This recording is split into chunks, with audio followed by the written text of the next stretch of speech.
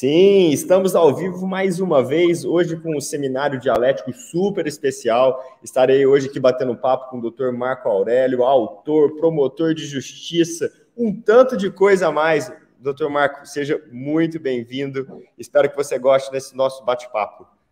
Muitíssimo obrigado. Eu que agradeço o convite e espero contribuir para enriquecer com essa prestigiada editora e eu já tenho conhecimento também, esses prestigiados e concorridos debates, né? Poxa, é um prazer para nós e é uma alegria muito grande, não só minha, mas de todos aqueles que têm a oportunidade de nos assistir e especialmente meus alunos, que ficaram super empolgados. Uma porque adoram o júri.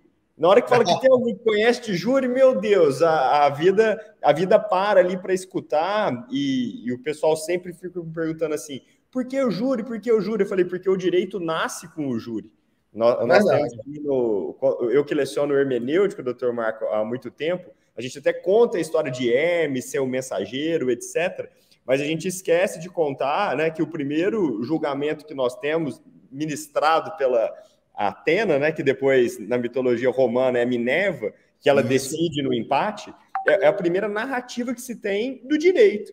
Então, qual que é a ideia? De levar a um julgamento. Então, falou em júri, é falar em direito, e o pessoal fica assim, vidrado. E hoje você atua no júri, não é isso?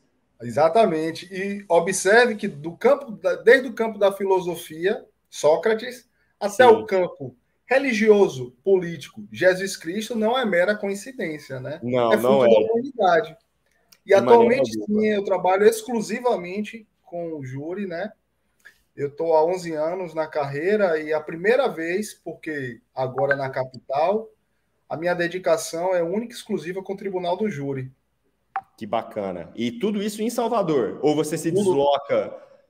Atualmente, só Salvador, né? Eu passei por muitas cidades do interior da Bahia em que sempre trabalhei com júri, mas não exclusivamente como agora. E E, em Salvador, em virtude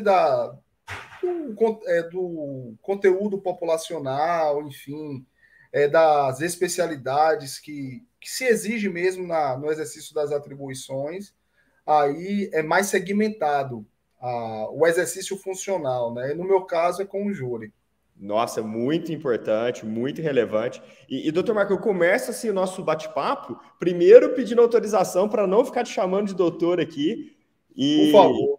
obrigado. E segundo, para te fazer uma pergunta. Como assim promotor? Nasceu promotor ou foi um acaso se tornar promotor de justiça? Acredite. E explico por quê. O sonho de muitos dos alunos, muita gente que está cursando o curso de Direito, é se tornar promotor de justiça. Tanto faz promotor de justiça estadual ou procurador da República, que seria o promotor federal. Você sempre teve esse sonho? Foi uma coincidência? De onde veio isso? Pois é, acredite. No meu caso, foi de paraquedas mesmo, uma coincidência. Porque eu me formei, eu comecei a estagiar muito cedo, ainda no curso da graduação, em um escritório de advocacia. E a advocacia sempre me seduziu, a grande verdade é essa. Eu Legal. sempre gostei da área da advocacia. E, inicialmente, eu ficava muito mais no ramo do direito civil, direito consumerista. Com o avançar um pouco mais da especialidade no curso da graduação, direito tributário e direito administrativo, que é a minha paixão, e eu sei que você é um grande professor na área do direito administrativo. Não, só E professor aí, grande por sua conta, hein, doutor Marco? não tenho dúvida, porque o seu currículo já fala por si só. Então, logo após a faculdade, eu não pensava em outra coisa que não advogar. Que E legal. com o passar do tempo, ouvindo outras pessoas, comecei a pensar mais na possibilidade de fazer concurso público. E assim me tornei defensor público primeiro, no Ceará, Entendi. No por Ceará. 3 anos, exatamente. Pergunta indelicada. Você é da onde? Eu nasci em Ilhéus, uma cidade Ilhéus. do interior da Bahia, Sim, que foi tão ovacionada por Jorge Amado nos seus sim. escritos literários. É uma cidade belíssima, mas eu me criei quase que exclusivamente em Salvador, desde pequeno. Não, Então, o que torna a sua história mais fantástica, porque talvez o sonho de todo concurseiro e é um dia voltar para sua terra, né? Para a região onde nasceu, que é muito difícil. Apesar de ter me sentido adotado pelo Ceará, uma Uhum. terra que eu amo demais, e sou muito grato aos cearenses, é verdade. A gente, quando tem um vínculo muito forte com a nossa terra, nós ficamos esperando o melhor momento para o retorno. Essa é a grande verdade. Continua se fazendo concurso público e não foi diferente comigo, na minha realidade. Eu fiquei durante 3 anos no Ceará, na cidade do Crato, especificamente, e que é no extremo sul do Ceará. E após, fui galgando outros concursos públicos, né? Fiquei no curso de formação como procurador federal e tornei-me promotor de justiça aqui no estado da Bahia em 2011. Ou seja, Muito lá legal. se vão 11 anos. Anos. Eu estou dentro da carreira, muito satisfeito com a missão constitucional, que eu acho que é uma missão nobre. A defensoria tem a sua missão, a advocacia tem a sua missão. Eu acho que nós temos que estar realmente irmanados para, da melhor forma possível, proteger, né, e auxiliar a sociedade brasileira. Com certeza. Com poucos anos atrás, depois de muito transitar pelos interiores da Bahia, porque eu não tinha muita condição de me dedicar à docência, venho dando meus primeiros passos nesse sentido, engatinhando, digamos assim. Nossa, que é uma área que eu também acho fantástica. Mas faz muito bem para a academia quem está no dia a dia também estar em sala de aula. Eu estou te falando de uma posição de acadêmico, de uma pessoa hoje dedicada a mestrado, doutorado, publicação. Olha, faz falta para o aluno o contato com quem está lidando com os processos, com os casos, que tem um outro tipo de contribuição, mas que não é só o seu caso, porque você tem tudo isso, mas também se dedica muito à pesquisa, escreve bastante. Está no 4º livro, né, com a editora, não é isso? Isso, exatamente. Vou para o 5º agora, né? Muito grato, essa parceria com a Dialética é fantástica. O comprometimento profissional, assim, sempre me agradou muito, né? E vamos aí, 2 livros de poesia, 2 livros técnicos exclusivos, né? Então, e virar um agora. Essa erudição que eu me refiro, efetivamente, e não é uma erudição para mostrar simplesmente, olha, tenho uma possibilidade de usar melhor as palavras, não, mas é para contribuir, tanto no lúdico, que é a ideia da poesia, quanto na questão profissional, com livros técnicos, ajudando aqueles que estão começando na carreira, que querem entender de um determinado instituto. Imersão e doação, né, Rafael? Que eu acho que a gente tem que se doar bastante, né?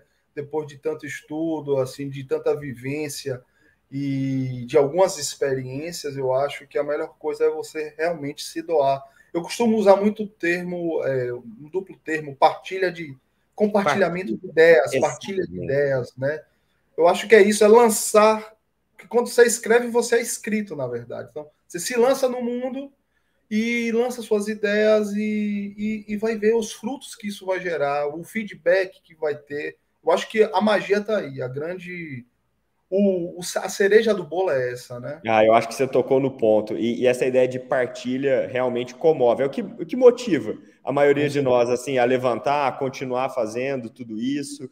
E fico muito feliz de ver uma pessoa que conseguiu um destaque tão grande nos concursos, que é o concurso do Ministério Público. Eu falo isso como professor de cursinho também, e sei o quanto as pessoas demoram para passar. Eu até brinco que todo mundo passa igual uma fila de banco, está longe, mas se você não desistir, vai chegar a sua hora. Claro que tem todo um lado da doação, do estudo, da dedicação, mas é um concurso muito difícil. Então, apesar de um sucesso tão grande ali, ainda continua focado em outras áreas. Parabenizo por isso, viu, Marco? Boa, muito obrigado, muito obrigado.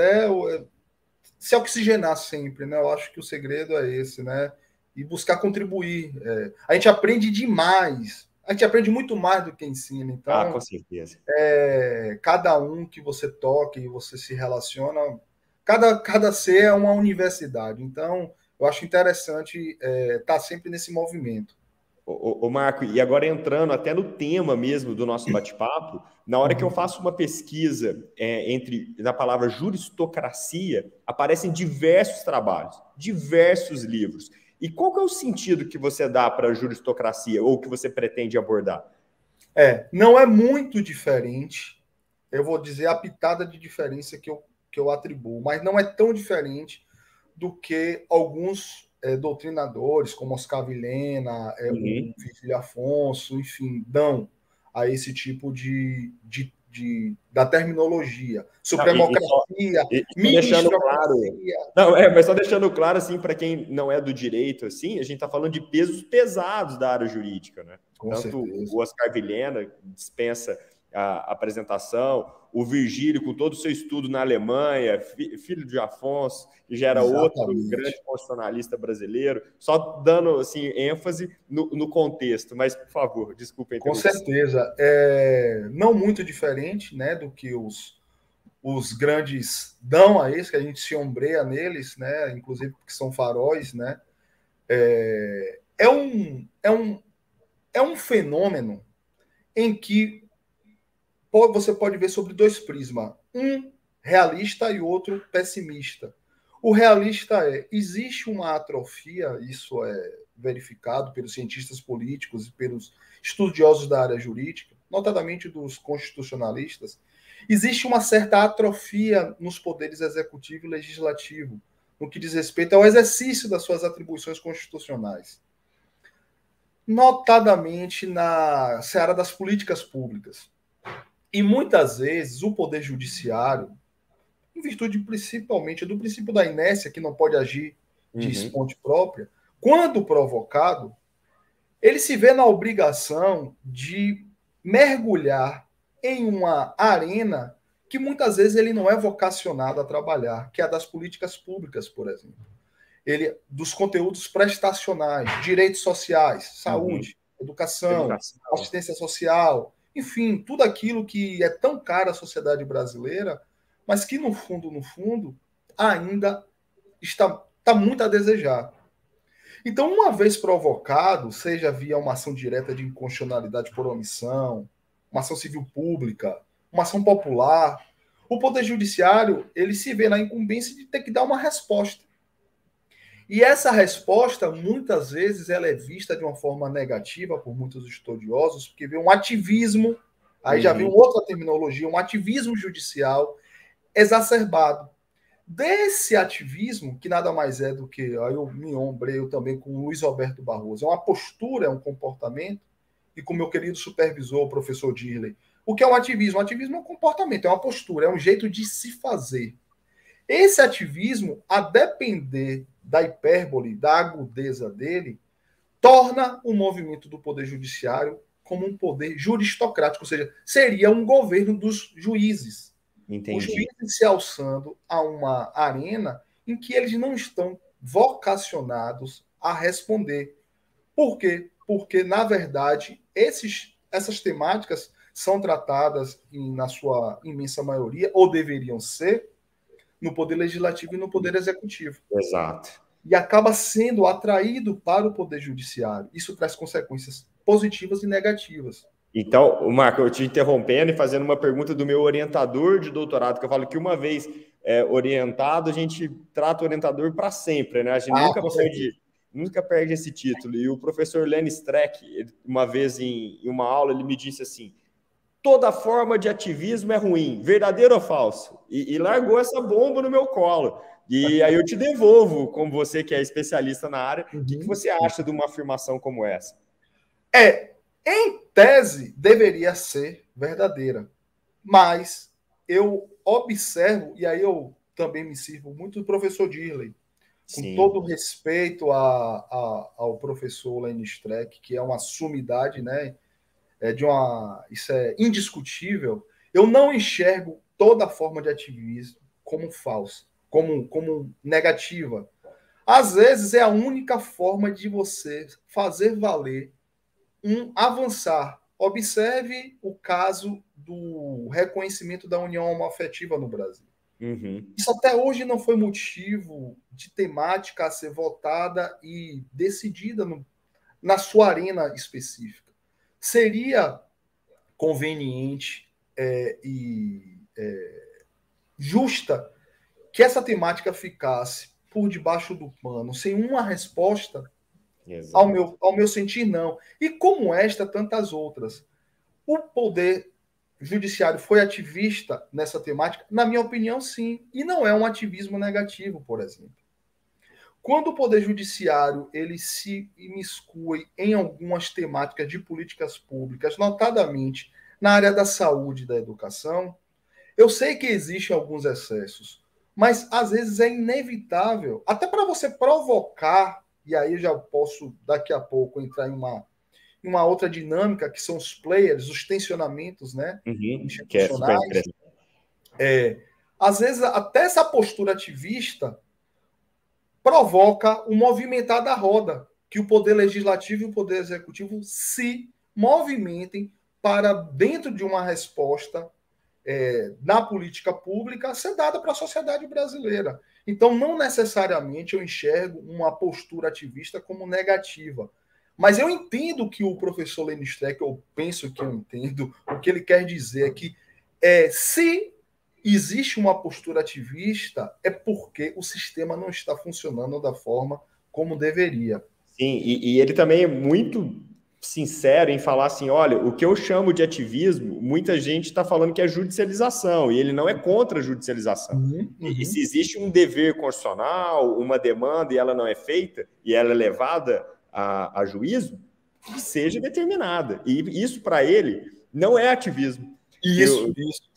E o ativismo, para ele, seria como se fosse extrapolar competências, no sentido de fazer o extra, ou de substituir a realização do poder executivo, do legislativo, de uma forma desenfreada. Então, é muito nesse sentido, por isso que a sua fala tem toda a razão, assim, olha, então tem algum problema no sistema na hora que está acontecendo isso.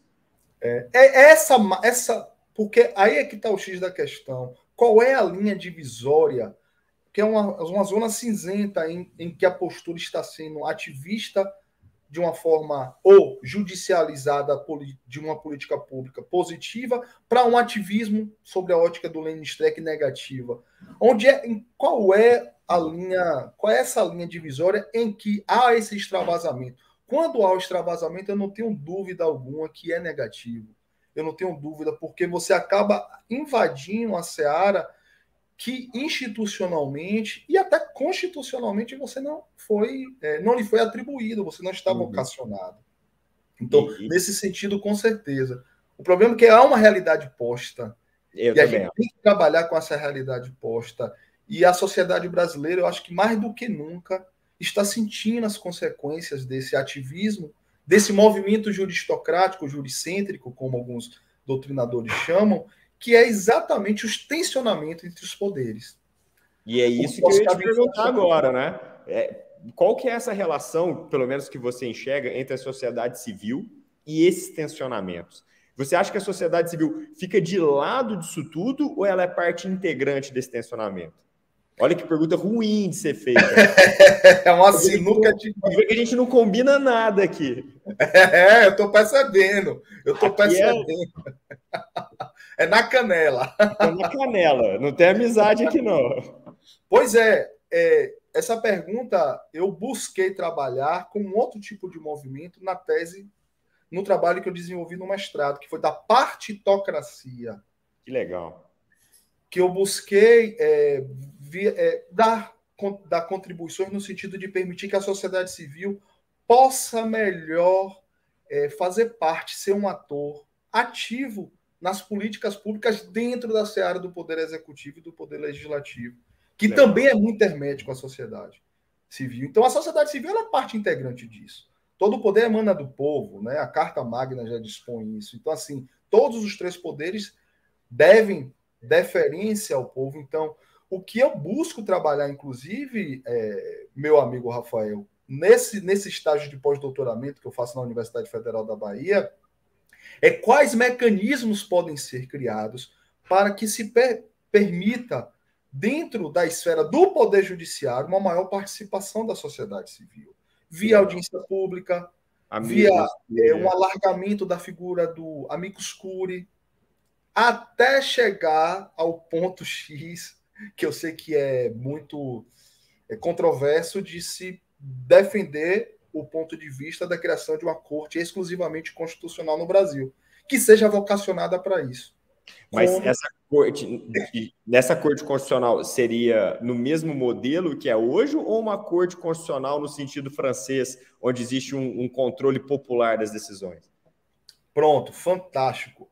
Seria o meu paradigma de estudo não foi de nenhum país europeu, e sim sul-americano, a Colômbia. Muito legal. Então, eu mergulhei no funcionamento, na casa de máquinas, como eles dizem, da Corte Constitucional Colombiana, que é submetida ao escrutínio popular. E, incrivelmente, ela tem um forte apelo popular e assim tem um respaldo incrível. Você, observar assim, um bate-papo simples, se você for no LinkedIn, eu acho que até nas redes sociais, que eu não possuo muitas, né? A Corte Constitucional Colombiana, ela se comunica, ela está toda hora disparando mensagens, informações. Então, seria um perfil recortado como este, não como existe no Brasil. Eu penso que o Supremo Tribunal Federal, assim como outros autores, não é uma corte exclusivamente constitucional. Sim. Ela carrega uma série de outras inúmeras competências, o que acaba tisnando, desvirtuando um pouco aquela missão constitucional de, inclusive, permitir o maior acesso da sociedade civil às demandas que lhes são afetas, especialmente das políticas públicas, das minorias vulnerabilizadas, por exemplo. Então, assim, o que se observa, eu acho que existe um movimento benfazejo aí do Supremo em abrir mais as comportas para a sociedade civil. Existe uma jurisprudência muito defensiva, no sentido de não permitir que associações de apenas categorias profissionais ou econômicas, quase que exclusivamente, tinham acesso a demandar no Supremo Tribunal Federal. Existem já decisões que começam a abrir a possibilidade de que associações que sejam representativas de interesses de minorias vulnerabilizadas possam bater a porta do Supremo para, ao fim e ao cabo, defender um interesse que é social. Não, então, e que ganho democrático tem isso, né?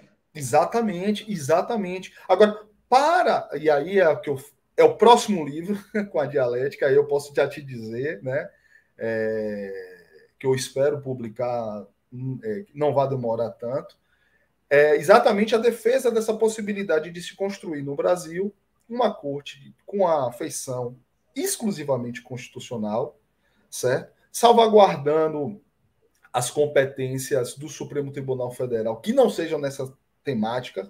Sim, entendi. Com o objetivo de que você abra as comportas ainda mais, como faz a Corte Constitucional Colombiana, para a sociedade civil, no objetivo de, na ambiência do controle de constitucionalidade, por exemplo, você poder ventilar maior protagonismo nas políticas públicas. Aí observa, alguns doutrinadores chamam ativismo moderado, que a Corte Constitucional Colombiana exerce um ativismo moderado, no sentido de o quê? Não provocar um tensionamento com os demais poderes. Ou seja, existe aí, a gente já cai em outra temática, que é a dos diálogos institucionais, né?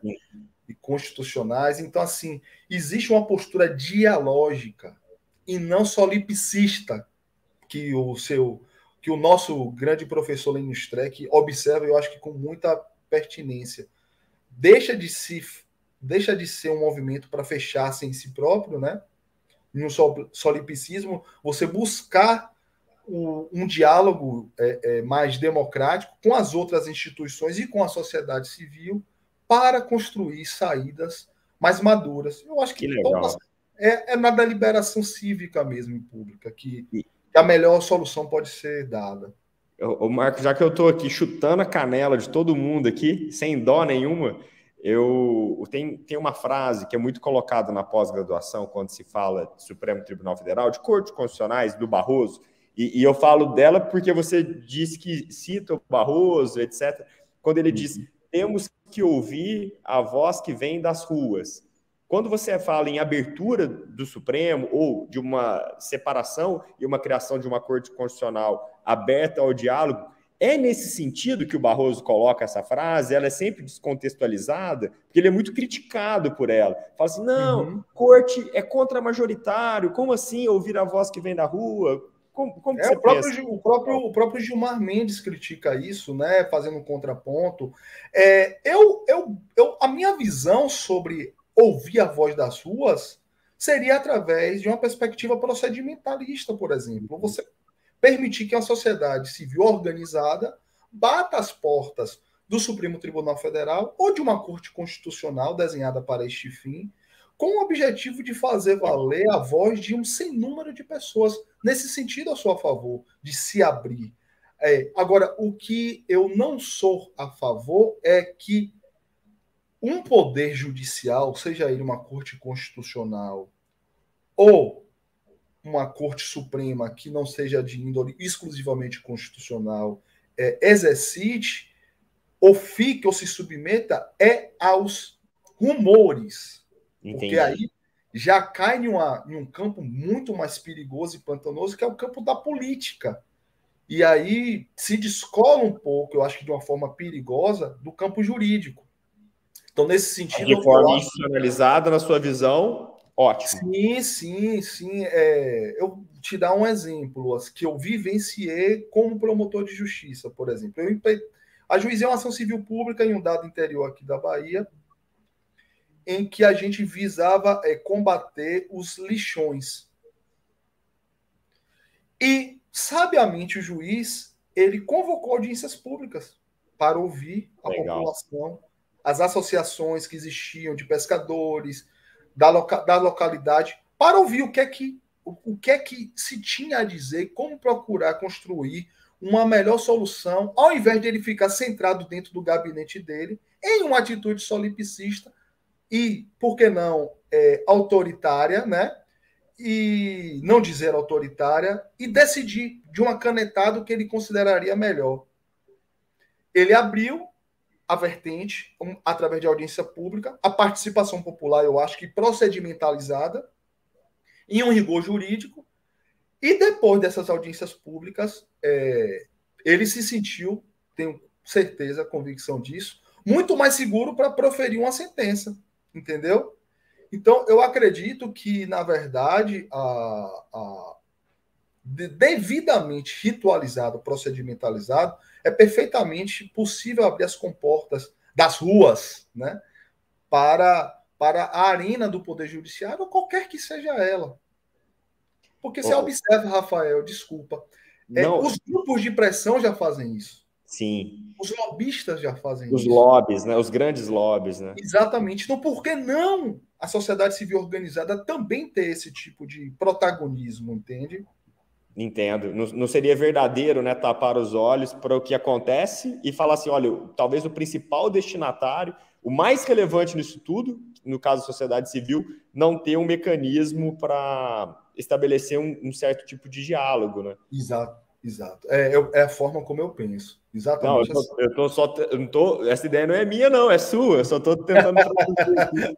É ótima ideia. E eu estou sendo egoísta e não estou abrindo aqui as perguntas, mas o Márcio Lima comentou excelente palestra. Muito obrigado. O Silvio Nunes comentou, doutor Marco, um prazer ouvir tanto conhecimento. Professor Rafael, um abraço para você, interessante essa discussão. Silvio Nunes também comentou aqui, ó.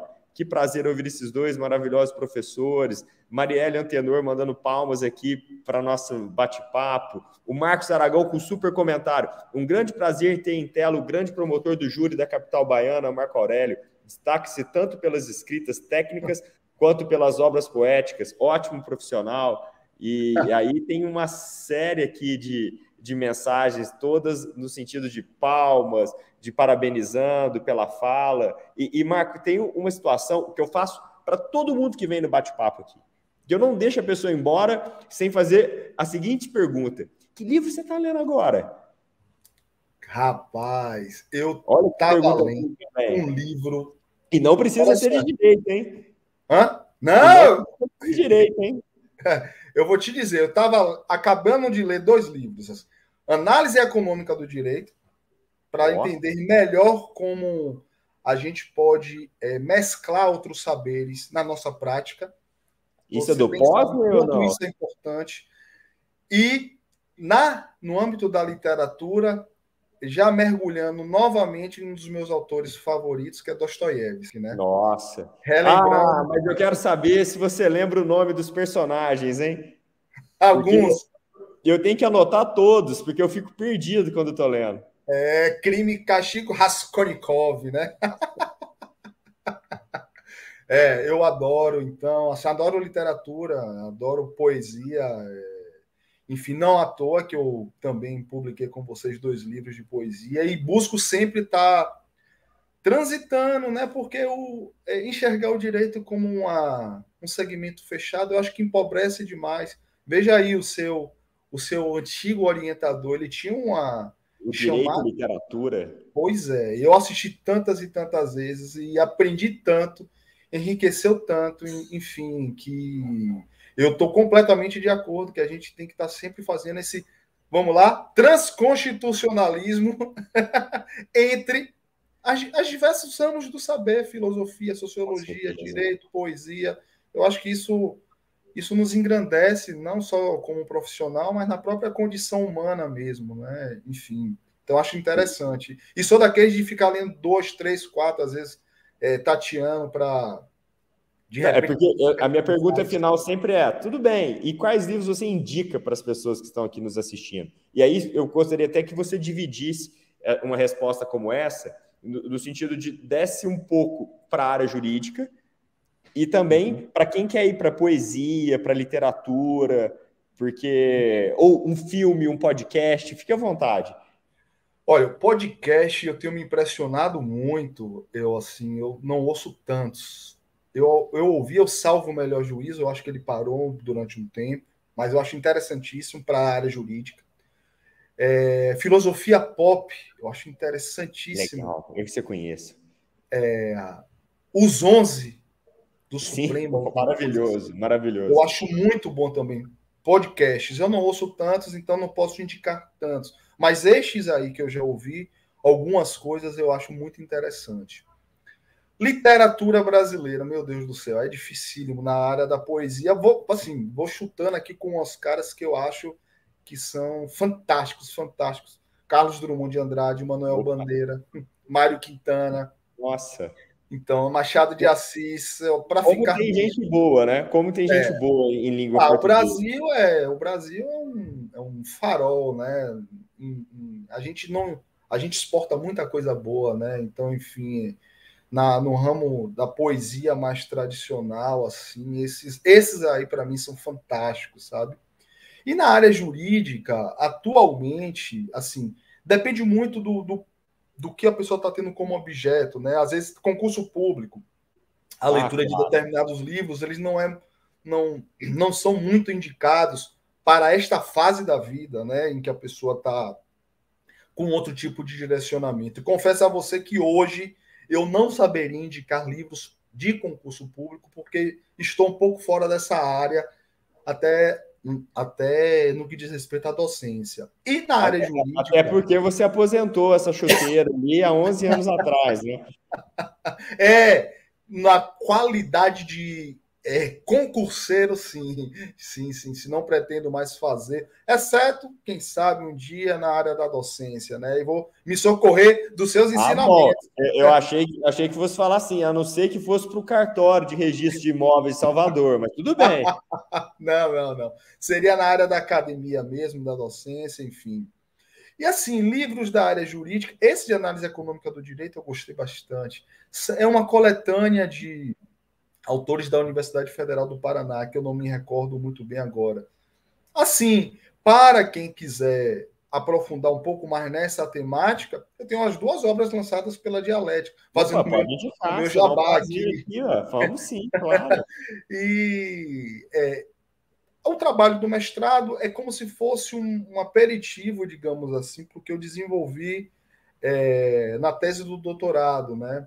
O trabalho do mestrado eu escrevi sobre o fenômeno da partitocracia, né?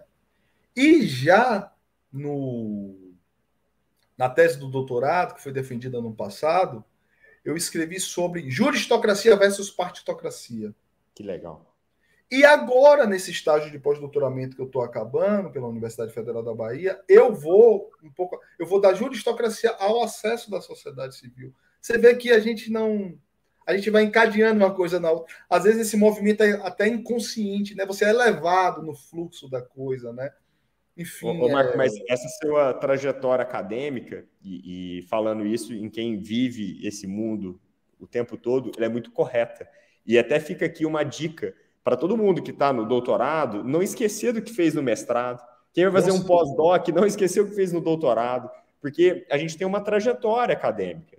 A gente responde pelo que a gente já escreveu. Porque eu tenho muito aluno que vai olhar para mim e falar assim, não, agora eu quero escrever disso. E não tem nada a ver com o que ele pesquisou no mestrado. Eu falo assim, nossa, mas por quê? Você já se dedicou tanto ali, você conhece tanto daquilo, e agora você vai abandonar. Você não pode deixar seu filho órfão assim. Gostei. Você tem que educar até o final. Exatamente. São elos de uma mesma corrente. Você percebe que uma coisa vai puxando a outra. E quando você vê, existe toda uma conexão, uma coerência, né? Dentro da pesquisa que você está desenvolvendo. Eu acho que é mais difícil uma pessoa se desligar completamente daquilo que vem produzindo, né? Enfim, por mais polímata que seja, mas eu gosto desse tipo de... Porque eu enxergo, sabe, Rafael, como um amadurecimento. Claro. Você decanta a ideia, amadurece, aí passa para um próximo passo de pesquisa. Amadurece, decanta e revisita. Isso é interessantíssimo, porque é um movimento de ir e vir que faz você despejar um novo olhar sobre o fenômeno anteriormente estudado, e aí você dá uma nova contribuição. Isso é bacana demais. O Marco, e também uma pergunta clássica aqui, e até porque a gente está conversando com um público que é da academia, da literatura, jovens escritores, e uma pergunta que sempre aparece assim, como, ou se existe uma técnica para se escrever, e você que consegue escrever tanto e com tanta qualidade, qual é o seu estilo? Tem gente que chegou aqui e falou assim, olha, o meu estilo é dormir durante o dia, acordar de madrugada e escrever, outros ficam gravando o que fala no celular, depois vão escutando, um fala assim, eu tenho que estar com fome, teve um comentário aqui, eu achei o máximo, eu falei, não, eu tenho que estar com fome, aí eu falei assim, olha, eu só vou parar de escrever na hora que eu terminar uma página. Como eu tô com fome, sai. Eu falei, nossa, que técnica. E você, qual é a sua? Pronto. A minha metodologia, eu busco me debruçar sobre uma temática, o objeto da pesquisa. Então, eu pego muitos livros que tangenciam essa temática e vou mergulhando nas obras, lendo, grifando, separando, destacando tudo aquilo que eu acho interessante. Um brainstorm. Inclusive na parte do sumário. O sumário que eu acho interessante. E aí eu vou fazendo conexões, é tipo um mapa mental, né? Sei lá, Entendi. você pega os seus livros. Aí eu preparo um sumário provisório. E dentro desse sumário provisório, eu já sei as obras que me inspiraram nessa realidade. E vou revisitando e vou construindo. Capítulo 1, item tal. Que diz quais são os livros que eu li que abordam este item. E o livro A, B e C. Então eu trabalho em cima desses. Escreva este item. Concomitantemente com a pesquisa na internet. Porque hoje em dia, esse trabalho é muito mais facilitado. Você vai pesquisando e enriquecendo. Aí você faz um diálogo entre as obras lidas em livro físico, né? Porque livro digital nesse tipo de situação não me ajuda muito, particularmente. Você não gosta? Gosto, mas não para esse tipo de trabalho. Porque eu risco, vou sublinhando, vou marcando a página. Mas nem naquela hora que você puxa assim, o que está marcado no e-book e já joga direto para o Word? E já sai com a própria citação? Você está falando com o Jurássico. Se eu dominasse essas técnicas, eu acho que o trabalho seria... Porque quando eu escrevi a minha tese, se alguém passasse perto de mim, para. Você pode ler esse pedacinho do livro aqui para mim que eu vou digitar igualzinho, mas leia inclusive com o ponto. Se tiver erro de português, me avisa e ia digitando. Depois que eu aprendi a pegar do e-book e lançar direto e já sair as referências, minha vida foi uma revolução. Depois você vai me ensinar isso aí. Com certeza. E aí eu vou construindo, item por item, dessa forma. Depois eu reviso tudo e aí, se eu estiver sentindo uma falta de coesão, coerência, eu vou ver qual qual a forma de vincular um item com o outro. E quando você percebe, a obra está pronta. Tá toda costurada ali. Eu uso muito essa metodologia. E você gosta de reler o que você escreveu? Agora dá um tempo, né? Porque você sabe, a gente fica bitolado. Se a gente escreve e lê imediatamente, não dá o tempo da máquina que se desligar um pouco, você acaba não enxergando alguns equívocos. Então eu dou um espaço de tempo e aí depois eu volto a ler. Peço para alguns amigos mais queridos, por favor, leia aí também. Sim, observe isso, por favor, e aí a coisa sai, né? Enfim, e é tão gratificante quando você vê o resultado final, né? Ô Marco, e deixa eu te pedir mais uma coisa. Você falou que ia fazer um marketing aqui dos seus livros e acabou não falando os títulos. São 4, por favor. Tá, eu vou mostrar aqui, tá certo? Os técnicos, né? Tem esse, Partitocracia versus Juristocracia. Que é do mestrado, não é? Esse aqui é o do doutorado. Do doutorado, desculpa. Isso. Em busca de uma teoria do equilíbrio para o problema da representatividade da sociedade civil no Brasil. Maravilhoso. E o trabalho do mestrado, o inaugural, foi esse aqui. Crise da democracia representativa. Muito legal. Antídoto para a partitocracia no Brasil. Difícil, Com relação às obras poéticas, um foi Toalha de Flores, que eu fiz em homenagem à minha mãe, que infelizmente já se foi. Não, e um outro, Ponteiros de Outrora, que lembra muito das minhas vivências de juventude, enfim, algo muito confessional, enfim, quem sabe venha mais algum lá na frente. O Marco, quando eu vou fazer alguma palestra, são poucas ultimamente, confesso para você que a correria não me permite, mas eu sempre termino com uma poesia. Sempre, sempre, sempre, sempre, sempre. E eu sei que a gente não combinou nada, mas será que você consegue fazer um encerramento com um trecho de alguma poesia? Olha, de bate-pronto, assim, eu vou te falar aí nos seus livros aí, ó, ou de bate-pronto, o que você achar melhor. De bate-pronto, eu vou te mencionar uma frase que eu acho que ela é Fernando Pessoa, né? Fortíssima. Super bem-vinda, mas eu juro que eu estava imaginando dos seus poemas. Mas pode ser os dois, se for o caso. Fernando Pessoa, na linguagem de Alberto Caeiro, né? Sim. Um verso só que para mim diz mais do que muita coisa. A metafísica bastante em não pensar em nada. Legal. Muito legal.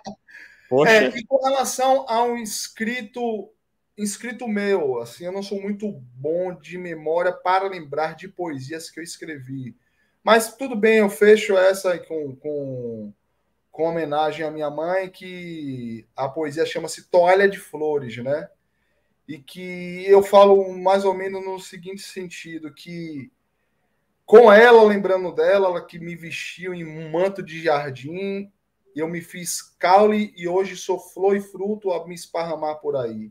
Aí eu falo, eu faço uma brincadeira com as línguas francesas, italiana, espanhola e portuguesa. Aí eu, ce sont les fleurs que tu me les as données.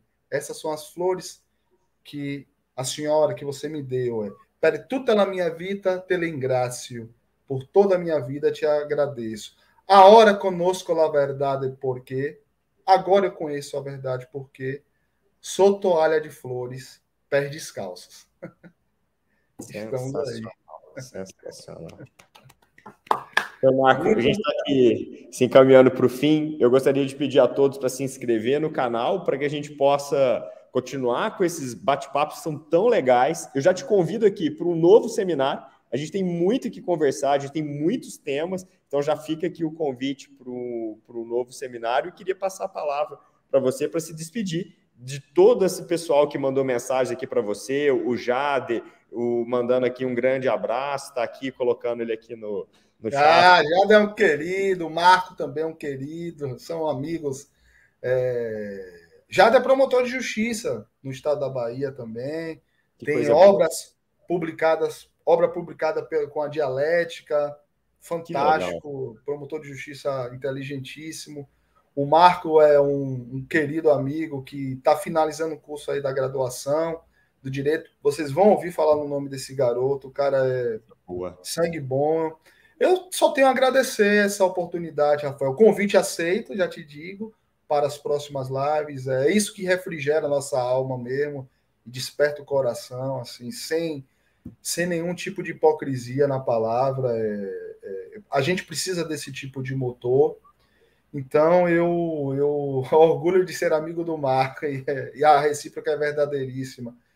Então, eu só tenho a agradecer, a palavra é agradecimento por essa oportunidade. Espero poder continuar contribuindo com todos vocês e a todos que acompanharam aí, seus alunos, né? Persistam, certo? Sigam os seus sonhos, que a vida é bela e há de florir cada vez mais, entendeu? As coisas irão acontecer. Poxa, obrigado, Marco, mais uma vez, em nome da Editora Dialética e meu próprio nome, porque adorei, achei sensacional, tem tudo a ver com o que eu gosto de pesquisar, você, assim, foi muito bem. Parabéns, viu? Fiquei Pô, muito muito feliz de estar obrigado, muito aqui e pode obrigado. ter certeza que não foi convite de mineiro, não. Aqui está convidado e a gente já marca o próximo. Um beijo para Tudo todos, bem. Marielle mandando aqui que foi sensacional, um beijo para vocês que nos acompanharam, um bom Beijo para restinho de todos. noite e fiquem com Deus. Até mais.